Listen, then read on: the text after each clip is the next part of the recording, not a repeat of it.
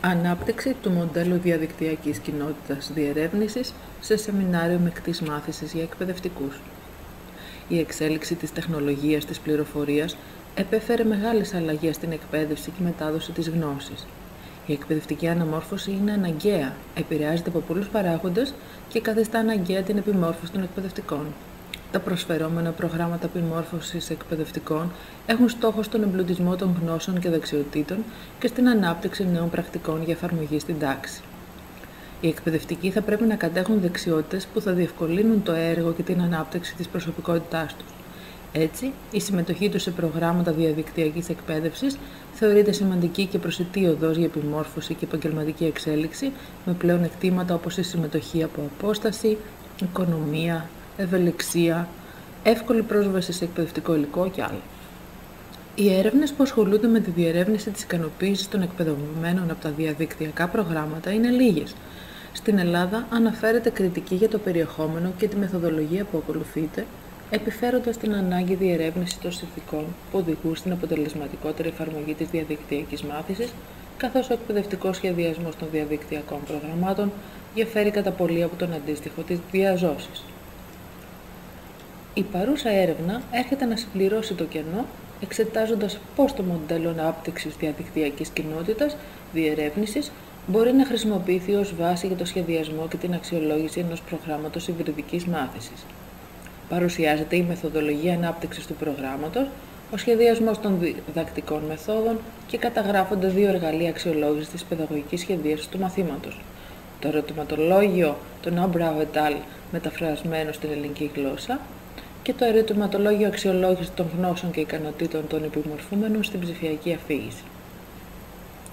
Το μοντέλο της κοινότητας διερεύνησης αναφέρεται σε μια κοινότητα μάθησης, τα μέλη της οποίας εμπλέκονται σε αλληλεπιδρόμενες συζητήσεις και αναστοχασμό με στόχο να οδηγηθούν στη δόμηση προσωπικού νοήματος και αμοιβαίας κατανόησης. Μια διαδικτυακή κοινότητα διερεύνησης αποτελείται από τους εκπαιδευτές και τους εκπαιδευόμενους και ενσωματώνει την εκπαιδευτική εμπειρία.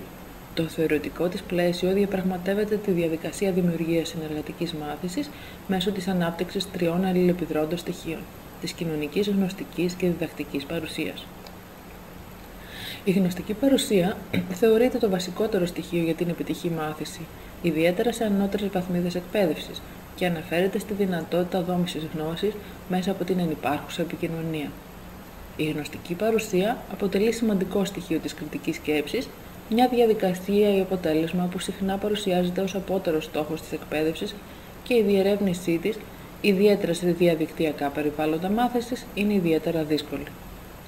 Ως κοινωνική παρουσία ορίζεται η ικανότητα των συμμετεχόντων να προβάλλουν τον εαυτό τους, τα προσωπικά τους χαρακτηριστικά μέσα στα πλαίσια της κοινότητας ως πραγματικά άτομα.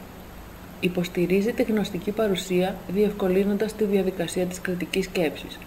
Με την ταυτόχρονη ύπαρξη γνωστικών και συναισθηματικών στόχων στην εκπαιδευτική διαδικασία, δηλαδή οι συμμετέχοντες να απολαμβάνουν τη συμμετοχή τους και να νιώθουν προσωπική ολοκλήρωση μες στην ομάδα, η κοινωνική παρουσία συμβάλλει καθοριστικά στην επιτυχία της μαθησιακής εμπειρίας. Τέλος, η διδακτική παρουσία αποτελείται από τις λειτουργίες του σχεδιασμού, της διδασκαλίας και της διευκόλυνσης της εκπαιδευτικής εμπειρίας, οι οποίες μπορεί να εκτελούνται από κάθε συμμετέχοντα μιας κοινότητας διερεύνησης, αν και συνήθως επιτελούνται από τον εκπαιδευτή. Ο εκπαιδευτικός σχεδιασμός περιλαμβάνει την οργάνωση του περιεχομένου του μαθήματος, το σχεδιασμό, την ανάπτυξη των μαθησιακών δραστηριοτήτων και της αξιολόγησης. Η διδασκαλία περιλαμβάνει την παρουσίαση του υλικού και την επιβεβαίωση ότι αυτό έγινε κατανοητό, τη σύνοψη των συζητήσεων, τη γενικότερη καθοδήγηση. Η διευκόλυνση της εκπαιδευτικής εμπειρίας είναι μια λειτουργία που μοιράζεται μεταξύ του εκπαιδευτή και των εκπαιδευόμενων. Ο ρόλος της διδακτικής παρουσίας είναι ενισχυτικός και υποστηρικτικός της κοινωνικής και γνωστικής παρουσίας, με συνολικό στόχο την υλοποίηση των εκπαιδευτικών αποτελεσμάτων. Το σεμινάριο που παρουσιάζουμε είχε τίτλο «Ψηφιακή αφήγηση, ένα πολυδιάστατο εργαλείο μάθησης». Είχε διάρκεια 4 εβδομάδων και υλοποιήθηκε την περίοδο Νοεμβρίου-Δεκεμβρίου του 2016. Συμμετείχαν 23 δάσκαλες από περιοχές της Βόρειας Ελλάδας. Περιελάμβανε 2 διαζώσεις συναντήσεις, μια στην αρχή και μια στο τέλος, ενώ ο κύριος όγκος της εκπαίδευσης υλοποιήθηκε στην πλατφόρμα Moodle. Κάθε εβδομάδα αποτελούσε ξεχωριστή ενότητα που προσέγγιζε την ψηφιακή αφήγηση από διαφορετική οπτική με επιλεγμένα εργαλεία Web 2. Η πρώτη εβδομάδα με το λογισμικό Storyboard That επικεντρώθηκε στο ψηφιακό κόμικ. Στη δεύτερη εβδομάδα με το λογισμικό You Tell Story προσεγγίστηκε η οπτικοποιημένη αφήγηση και η καλλιέργεια της κριτικής σκέψης. Στην τρίτη εβδομάδα αναδείχθηκε η δύναμη του γραπτού λόγου για τη δημιουργία ενός ψηφιακού βιβλίου στο λογισμικό Storyboard. Τέλος, στην τέταρτη εβδομάδα με το λογισμικό Padlet δόθηκε βαρύτητα στη συνεργατική ψηφιακή αφήγηση. Ο σχεδιασμός του μαθήματος στηρίχθηκε στο μοντέλο της κοινότητας διερεύνησης με στόχο να αξιοποιήσει τις αρχές των τριών αλληλεπιδρώμενων διαδικασιών που την αποτελούν: την κοινωνική, τη γνωστική και τη διδακτική παρουσία. Η διδακτική παρουσία σχεδιάστηκε να είναι αρκετά έντονη στη διάρκεια του μαθήματος. Χρησιμοποιήθηκαν οι ύλη και το υλικό του μαθήματος σχεδιάστηκε εξ ολοκλήρου από τους εκπαιδευτές. Στην πρώτη διαζώση συνάντηση παρουσιάστηκε το θεωρητικό πλαίσιο του μαθήματος και απαντήθηκαν ερωτήσεις σχετικά με την ψηφιακή αφήγηση και την εξαποστάσεως εκπαίδευση. Στη συνάντηση, οι εκπαιδευόμενοι πήραν άμεσες απαντήσεις στα ερωτήματά τους. Οι εκπαιδευτές επιβεβαίωσαν ότι η ύλη και ο τρόπος διεξαγωγής του μαθήματος έγιναν κατανοητά. Κατά τη διάρκεια της εξαποστάσεως εκπαίδευσης, τα τεχνικά ερωτήματα απαντιόνταν άμεσα.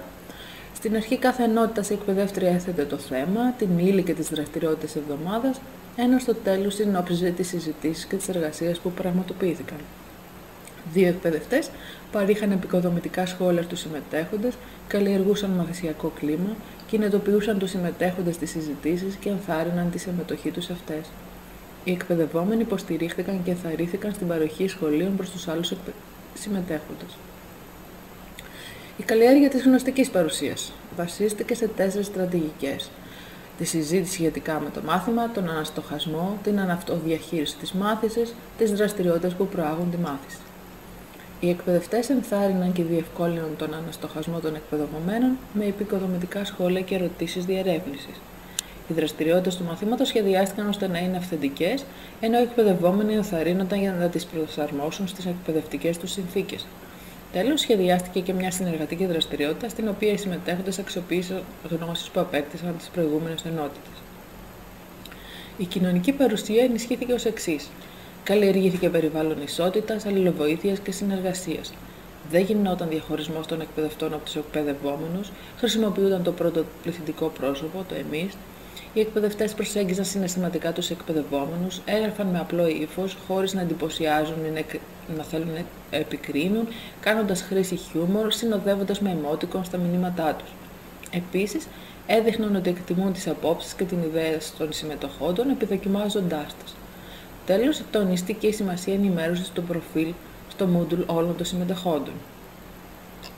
Η αξιολόγηση των γνώσεων και ικανοτήτων στην ψηφιακή αφήγηση που απέκτησαν οι εκπαιδευόμενοι σχεδιάστηκε να πραγματοποιηθεί σε συνδυασμό 3 μεθόδων: με ερωτηματολόγιο αυτοαξιολόγησης πριν και μετά το μάθημα, με ποιοτική ανάλυση των συζητήσεων στα φόρουμ και με ποιοτική ανάλυση των εργασιών. Για το ερωτηματολόγιο δημιουργήθηκε σειρά ερωτήσεων σχετικές με γνώσεις και ικανότητες στην ψηφιακή αφήγηση. Οριστικοποιήθηκε σε 12 ερωτήσεις Likert γύρω από την ψηφιακή αφήγηση, τα βασικά της στοιχεία και τις μεθόδους παιδαγωγικής αξιοποίησής της. 8 ερωτήσεις Likert σχετικά με τα λογισμικά που διδάσκονται στο μάθημα και μια ερώτηση ανοιχτού τύπου. Η ανάλυση των συζητήσεων στα φόρουμ βασίστηκε στις 6 μεθοδολογικές δομές: συζήτηση, συνεργασία, διαχείριση, αναστοχασμός, επίβλεψη και δόμηση γνώσης. Τέλος, για την αξιολόγηση των εργασιών δημιουργήθηκε η ρουμπρίκα αξιολόγησης θεμελιωμένη στις βασικές αρχές της ψηφιακής αφήγησης και στην ανάπτυξη κριτικής σκέψης. Η αξιολόγηση του μαθήματος ως προς την ανάπτυξη της διαδικτυακής κοινότητας διερεύνησης σχεδιάστηκε να πραγματοποιηθεί με ποσοτική ανάλυση των απαντήσεων των εκπαιδευόμενων σε μεταφρασμένο στα ελληνικά ερωτηματολόγιο των Arbrau et al. Και με ποιοτική ανάλυση των συζητήσεών τους. Το ερωτηματολόγιο έχει ελεγχθεί για την εγκυρότητα και την αξιοπιστία του, αλλά από όσο γνωρίζουμε δεν υπάρχει μεταφρασμένο στην ελληνική γλώσσα. 2 μέλη της συγγραφικής ομάδας ανέλαβαν τη μετάφραση του ερωτηματολογίου και άλλα 2 τον οπτικό έλεγχο της εγκυρότητας της μετάφρασης. Η μετάφραση κρίστηκε οπτικά αξιόπιστη, αν και δεν ελέγχθηκε με στατιστικές μεθόδους. Τέλος, η ανάλυση των συζητήσεων βασίζεται στις κατηγορίες και τους δείκτες που ανέπτυξαν οι Garson et al. Αποτελέσματα. Το μάθημα, κατά τη συγγραφή του παρόντος, βρισκόταν σε εξέλιξη, με συνέπεια να μην είναι δυνατή η συλλογή και η ανάλυση του συνόλου των δεδομένων. Παρ' όλα αυτά, έχουμε ενδεικτικά στοιχεία από τις συζητήσεις των επιμορφωμένων και από την αξιολόγηση των εργασιών που έχουν δημιουργηθεί ως τώρα, τα οποία σε συνδυασμό με τις απαντήσεις στο ερωτηματολόγιο ανίχνευσης προϋπάρχουσας γνώσης στην ψηφιακή αφήγηση, μας παρέχουν κάποια πρώιμα αποτελέσματα. Η γνωστική παρουσία γίνεται εμφανής μέσα από τις εργασίες των επιμορφούμενων, από τα σχόλιά τους στο φόρουμ. Στις εργασίες αξιοποιήθηκαν τα βασικά στοιχεία της ψηφιακής αφήγησης, ώστε αυτές να γίνουν ελκυστικές και ενδιαφέρουσες. Οι επιμορφούμενοι πρότειναν τρόπους εκπαιδευτικής αξιοποίησης των αφηγήσεων, δέχονταν ανατροφοδοτικά σχόλια και ιδέες ενσωμάτωσης στην εκπαιδευτική πρακτική, αλλά και τρόπους εμπλοκής των μαθητών στη διαδικασία δημιουργίας μιας αφήγησης με το ανάλογο εργαλείο web. Αξίζει να σημειωθεί ότι οι περισσότεροι από τους επιμορφούμενους ενέπλεξαν τους μαθητές τους στη διαδικασία δημιουργίας των ψηφιακών τους αφηγήσεων. Η αλληλεπίδραση μεταξύ των επιμορφούμενων αποκαλύπτει σχετικά υψηλά επίπεδα κοινωνικής παρουσίας, καθώς καταγράφεται αρκετά μεγάλος αριθμός απαντήσεων σε κάθε ανάρτηση που δηλώνει το ενδιαφέρον των επιμορφούμενων να διαβάσουν τις αναρτήσεις και τον αυξημένο βαθμό οικειότητας που έχουν αποκτήσει, έτσι ώστε να επιθυμούν να συμμετάσχουν σε αυτές. Επίσης, παρατηρείται μεγάλη επισκεψιμότητα και ενεργή συμμετοχή στις συζητήσεις πλέον της εκτέλεσης των τυπικών τους υποχρεώσεων. Τέλος, η διδακτική παρουσία έχει εδραιωθεί μέσα από τον εκπαιδευτικό σχεδιασμό του μαθήματος, με την επιλογή της ύλης, τον σχεδιασμό των δραστηριοτήτων και των εργαλείων Web2, τη σύνδεσή τους με την ψηφιακή αφήγηση και την παιδαγωγική της αξιοποίηση στο δημοτικό σχολείο, ενώ η διευκόλυνση της εκπαιδευτικής εμπειρίας συντελείται με την συνεχιζόμενη αλληλεπίδραση μεταξύ εκπαιδευτών και επιμορφούμενων και των επιμορφούμενων μεταξύ τους. Συμπεράσματα. Στο άρθρο αυτό παρουσιάστηκε η παιδαγωγική σχεδίαση και η μέθοδοι αξιολόγησης της διαδικτυακής κοινότητας διερεύνησης που αναπτύχθηκε σε ένα υβριδικό επιμορφωτικό σεμινάριο για δασκάλους με θέμα την ψηφιακή αφήγηση. Ο σχεδιασμός και η πορεία υλοποίησης του μαθήματος εμφανίζεται παιδαγωγικά και βιβλιογραφικά σωστός, δεν παρατηρήθηκαν αποκλίνουσες ή αρνητικές αντιδράσεις από μέρους των επιμορφούμενων, ενώ η γενικότερη πορεία του μαθήματος εξελίσσεται ομαλά. Τα μέχρι στιγμής αποτελέσματα δείχνουν μια πολύ θετική στάση των επιμορφούμενων απέναντι στη μέθοδο υλοποίησης, στην ποιότητα του περιεχομένου του μαθήματος και στην αποκτηθήσα γνώση.